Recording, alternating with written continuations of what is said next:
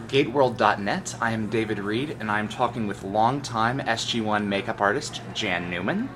Jan, this has been a long time coming. It is a pleasure to see you at GateCon. Thank you. Yeah, it's last time I saw you it was at Continuum screening. The screening, that's right. Fabulous, fabulous. Is that the last piece? Oh, it was very good. Is that the last piece of Stargate that you've done? Yes. Oh, okay. I took some time off and, hanging around. Okay, you told me about some of your other projects. What are you currently working on? I'm working on as one of the many first assistant makeup artists on A Night in the Museum 2, and it's a very busy show. We do main unit and second unit pretty much simultaneously. So we get a whole group of people ready, and sometimes they come to our unit, and sometimes they go to main unit with the stars. And then we work with a lot of doubles. Dan Payne is one of our doubles. Right. And and we sometimes we have to double a double. A second double? A second double. Oh, wow. Yeah, because it's so busy. But it's lots of fun. I'm working with a lot of friends from Stargate makeup times, and so I'm very happy there. Vancouver's a small town, it really is. Now, was MacGyver your earliest work as a makeup artist, or no. You've been in this business for a while? I don't know how old you are, David, but I've been in here probably longer than you've been born. I'm 25. Oh, wow. Now, anyway, yes, I've been doing makeup for a long time. Should I say? No, I won't say that. But back in the late 70s, I did my first feature film, but I had done a lot of television. I actually started in opera, doing makeup for the stage, which is a wonderful training area for makeup artists. You can't look normal because the lights hit and you have to make certain things pop and people are sitting far away. How about I let you talk? Exactly. No, you're exactly right, because you have to demonstrate the character from the back of the theater, but also make them realistic. But can you imagine going from television news to the opera in one night? In one night? You've got to go back and forth. Does it look right? So yes, we used to go do the news in the afternoon and go to the theater at night, and it was a wonderful, wonderful training experience. And I recommend any makeup artist who comes to me and says, "I want to be a makeup artist," I say, go and volunteer, do stage, do theater, do face painting. Yeah. And so that's a very good starting. A lot of good schools now, because I didn't go to school to be a makeup artist. I was pretty much self-taught, but I had the opportunity to work with wonderful makeup artists in television and theater. So for me, it was kind of a labor of love at the beginning. And then when I got my first feature film, I actually got paid for it. And that was a race car movie. A lot of noise, and then did several other feature films in Alberta. Oh, okay. And that's where I was training, and so from there I came out to British Columbia to do to see what the atmosphere was like, and it was just booming at the time. So I think my first job was on Hitchhiker, and then the next one was a couple of TV movies and. 21 Jump Street. I did one season on 21 Jump Street. And then, lo and behold, two young men came into the city to do a television series. And Michael Greenberg and Richard Dean Anderson were the two young men who came in with something that they'd already established in Los Angeles. And I interviewed with them, and I got the job. And little did I know it was going to be such a wonderful experience. Long-lasting, and not just a lot of seasons, but, it's a part of our lexicography. It is. And, from those experiences, it was probably one of the most greatest experiences, shall I say, for doing second unit matching. And because they had a huge second unit, and Dan Shea, of course, was was with Richard, and so we used to try and make him. Dan's got a weird thumb, so he doesn't look anything like Richard's hands. So, Yeah, there's a lot of hand modeling, you know. So part of our second unit was sort of matching hands to do all those MacGyverisms. Oh, so Dan was actually responsible for a lot of the tricky stuff. Dan did some, and because Richard had his own stuntman from Los Angeles, and he didn't do any of that sort of thing. But Bill Nicolai, who has been on Stargate, also did a lot of stand-in and second unit work as Richard's hand double. Yeah. And also photo double. And he was also Richard's photo double on Stargate. Oh, okay. So when getting to know Vancouver very well and knowing where all the wonderful locations were was a great experience, and wonderful people. Steve Downing, the executive producer, and Michael Greenberg were just wonderful people to work with, and of course Richard. Of course. Oh, of course. Then after that, I just went back to doing feature film.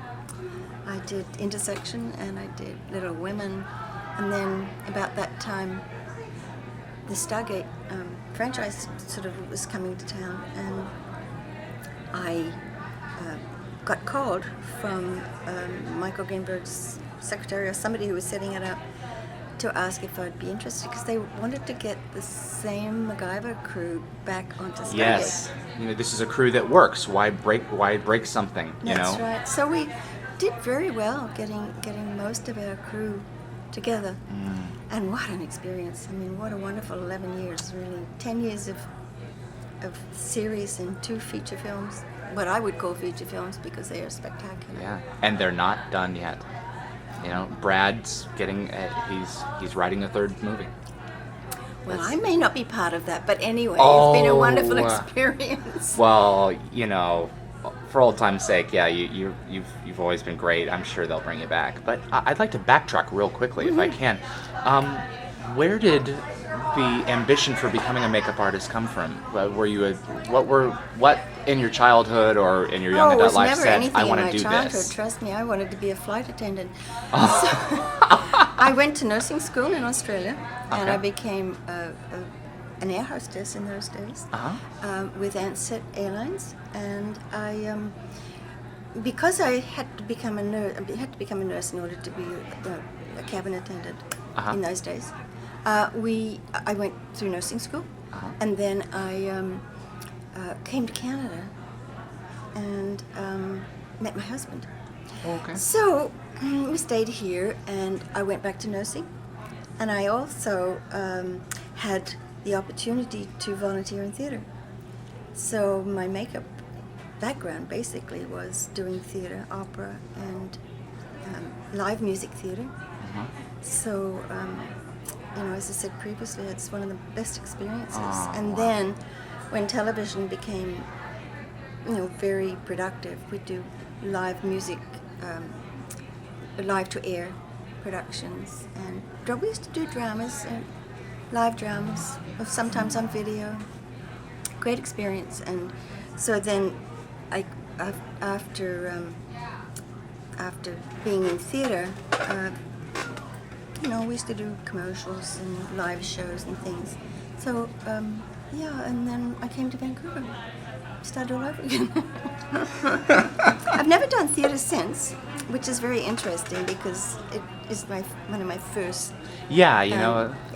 lead-ins. The opportunity is not so great anymore because they're kind of a little bit closed shop, I suppose, that if you belong to one union. There's two different types of unions. There's the theater, and then there's the film, television division. So you're kind of in the television one now. Yeah, and happily so. So you spent a number of years on the set doing makeup. A number of items that have been auctioned off over the years are all of your Polaroids. Where you take scenes for continuity. Are you serious? Yeah, those go for like $125 on eBay. One Polaroid. No kidding. How many did you take over the years? You must have taken thousands. Because I remember coming on set in season 9 and you had switched to a digital camera. Right. Well, when I left after Continuum, all of the archival things, everything that belonged to Stargate, went into their locker room. And I often wondered whether or not anybody ever knew they were there, but obviously somebody does. So I don't have any of the Polaroids from the early periods because you can't really duplicate Polaroids very well. But and it was quite expensive, over the years, taking Polaroids, and because Polaroids never really did justice to makeup.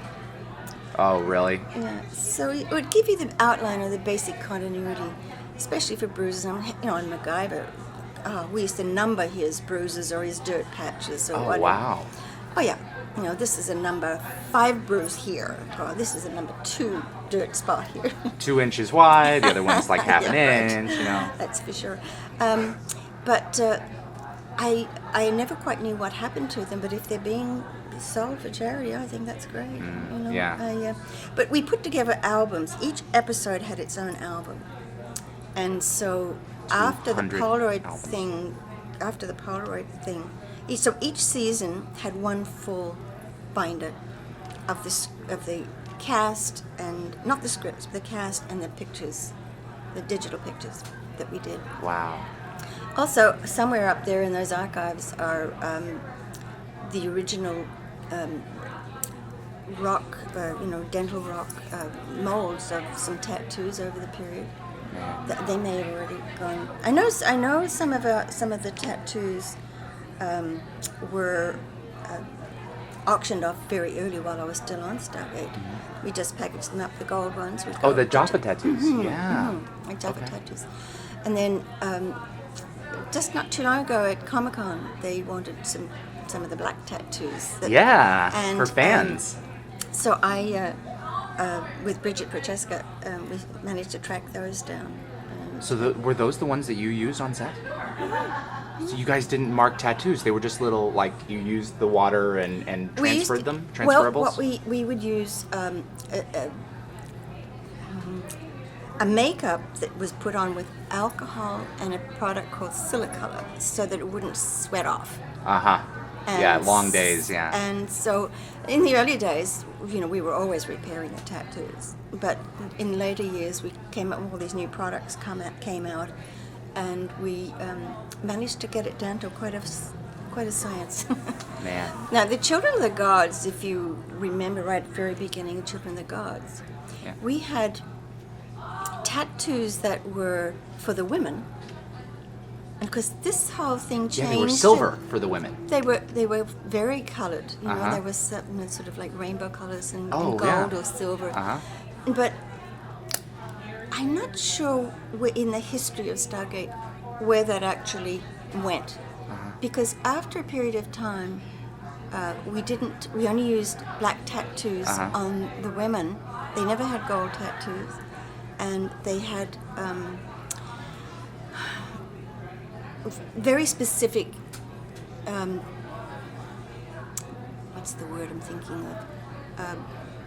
Universes had very specific, like for instance, the tattoo that Tilk had. Yeah, it was a for Papa symbol. Chulag. The women had those. The children never did until the boys became mature, and then Tilk's son then had the tattoo. Then got it. So it was very interesting, I think, how the history of those tattoos came about, because I think after about 2 seasons we started moving into other realms with different tattoo designs from other universes. Yeah. All the different system lords had their own design, Exactly. Good words. System lords. That's right. I've forgotten about that. Every bad guy had his own tattoo for his own slaves. Yes, for sure. So. But then it became kind of an interesting thing, which each director, if their script called for it, and they would meet with Brad and Robert to determine what the hierarchy would be. And then the designers would come up with several different designs, and then go to the producers and the director, and then we would come up with either creating the gold ones, which were very specific. We would have to have them sculpted, and the art department was so clever. They used to make the molds out of I suppose it would be sort of like, well, artist paper, but layers. Uh-huh. And then we'd pour, Dorothy, my assistant, would pour the sort of like silly no, like sort of a super glue kind of thing into it. You know the things that they use for a hot glue gun thing? Yeah, because they're embossed, they're layered. They're different dimensional. And so we would do that, and then we would color them with gold leaf or gold paint, depending. But the history of the tattoo goes right back to Children of the Gods on Christopher. Yes, because he was the first. Christopher's tattoo, or Tilk's tattoo, was a 3-part procedure, and it would take us, and this was, we're talking sort of way before prosthetics became a really big deal. I would put on 3 different things. I'd put the middle one on, the second one, and then the third one, and then have to fill it in. And that would take a long time in the mornings. So eventually, thank goodness, we managed to get his makeup down from an hour and 10 minutes to about 15. Oh, wow. So, because when he went from, I'm not sure what season, about season 6, we nixed the gold, the gold sheen on him. Yeah, he stopped being painted. Yeah. And originally that was part of his ritual. Uh-huh. You know, the Tilk when he would go into his meditations. His Kelnarim. and That's right. He would prepare himself. He would paint himself gold. We never saw any evidence of the brushes or the gold, mind you. And his dark around his eyes too, you know. But the premise, I believe, came from as he became more of this world, that he dropped a lot of his. He still did the Kelnarim, but he dropped a lot of his outer trappings. He stopped wearing his robes. You know, he was wearing SG uniforms, and He became one of them from Earth. Yeah. You know, that was his home. That was his, and so from that perspective, a lot of things changed, and his makeup, as I said, became about a 15-minute. Depend on if we stopped to talk. Used to love, Christopher and I used to love having great conversations. You've called him an angel before. Oh, he's a wonderful man. I love him. And I mean, they're all fabulous. I mean, just how lucky can one person be to have such a great cast to work with? I know. They could be a real pain, you know? And Well, they're just not. do you know what? I have had, in my career, very, very few people that I would say I don't want to put my hands on. Oh. I can say one person for sure, a long time ago. And it was an unknown prima donna. But anyway, I think that the experience of being with this crew and this cast is, you know, some people would sort of give their right arm. No, it depends. Who was the most difficult to work with? Who was, I mean, and in terms of like, okay, we need to get this done, you know? You mean in times of Like, for I mean, around, or yeah, just when you were putting the makeup on, you know, or touching them back up, you know, who would kid around the most, and you have to Who do you reel think? Okay, Chris Judge. No. Oh, Rick. Yes. Oh man. It was like trying to hit a moving target to get him ready. Oh man. But you know, Richard didn't like to sit in the chair for very long, and I think the longest Richard sat in the makeup chair was in Brief Candle when he aged. Turned 100 years old. And we never thought he was going to do that, but he sort of got really into it after a while. And you know, the preparation for that was we had pictures of his father and his grandfather, and the designer who designed the makeup took some of those aspects and also some of O'Neill's, you know, physiognomy, that's the right word, to put it together. And he sat still for, you know, I think there were 3 different changes in that. Yeah, he got old over the course of the episode. It's really nice that you guys, I mean, it wasn't just make him old. It was, you looked at references and you wanted to make it plausible. That's Absolutely. cool. Yeah, no, for sure. And one of the things that I mean, Richard used to wear contact lenses way back, and he hasn't had to wear them for a long time. But one of the things that I really wanted to make sure is for Brief Candle that he had a proper contact lens that looked aging. Gray Because his as eyes people out. age, their eyes change and their color changes. And you can have the best makeup in the world on aging makeup, and if the eyes give it away, It doesn't work. No. Right. So in this instance, and it really did work for him. He probably would say it out loud, but he really enjoyed that aspect and seeing. He never looked like that because he's so gorgeous, but He talked about that episode today. did he? He brought that one up specifically. And you had to age everyone in Unending. Yes. That episode. Wow. Was that a challenge? It was another wonderful experience. We had, Todd Masters is our prosthetics designer. Genius. And he is, Emmy winner and, just a wonderful, wonderful man.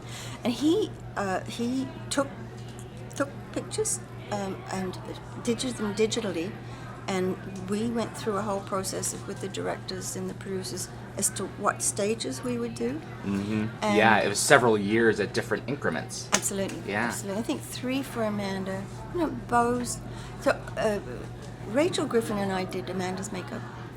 And so each person had their own makeup artist plus their own prosthetic makeup artist to make it work, to maintain it throughout the whole of the experience of filming it or videoing it.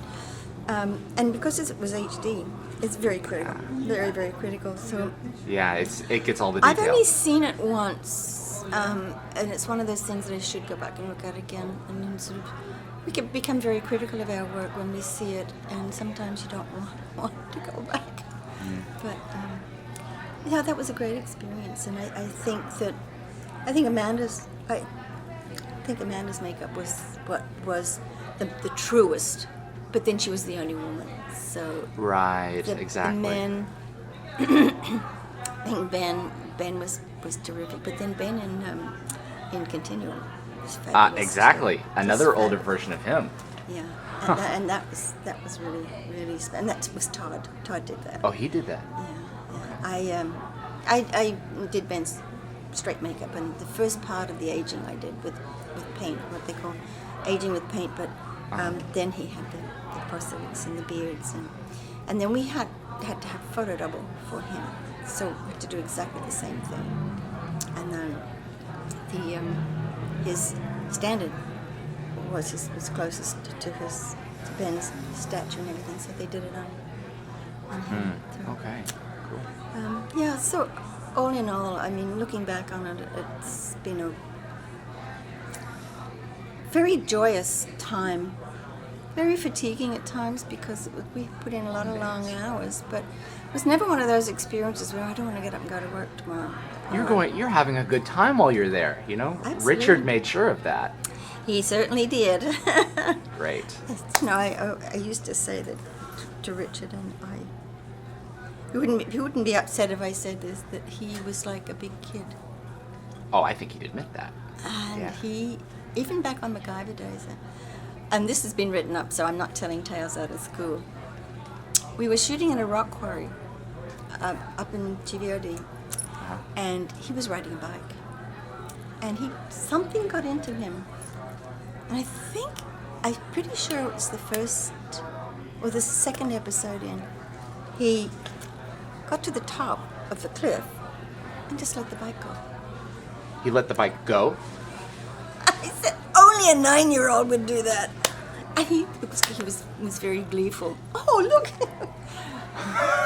Oh, he got off the bike and just let it continue? Yeah. Oh, no, he didn't hurt himself. No, he just let it go off the cliff. So, but that's when I say he's a big kid. Ah, great. And I haven't seen Richard.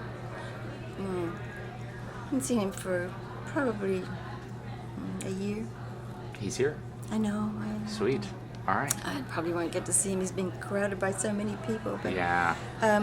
Yeah, I actually saw him signing pictures. Oh, okay. When Jay took me in there into Oh, the good. room. It's been almost a couple of months. Don Davis recently passed away. His sadly. his final appearance was in Continuum. Did you work with him on that film? I certainly did. Oh. I love Don. I worked with Don for a long time. He was Dana Elkar's stunt double. He was, and I had something to do with that.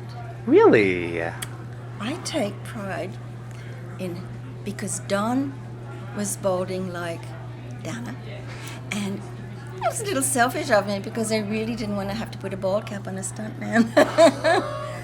So, the producers and I, and Don, of course, agreed and was happy to be doing that. And, from then on, we became really good friends. He was such a treasure in my life. And one of the things I will miss about Don is he would walk into the trailer in the morning and he'd come up and he'd give everybody a little peck on the cheek. And he'd say, "Hi, hon," in his lovely accent. Southern, yeah. And, I miss that because, that was so Don. And I said to Ruby, that's one of the things that I will certainly miss. But, just his personality. I'm very lucky, very fortunate to have one of Don's paintings signed by Don with a lovely note on the bottom to me. And that's a huge treasure I have. And every time I see it, I'll always think of Don. Yeah. And I know there's a website coming up where we can actually get prints of some of his works. So I know. I just hope that's, put my dibs in there for something. You But want some of it. And Don was, we will really miss Don here in Vancouver. Because right through the film industry, because he worked everywhere. And wonderful character actor. Miss you, Don.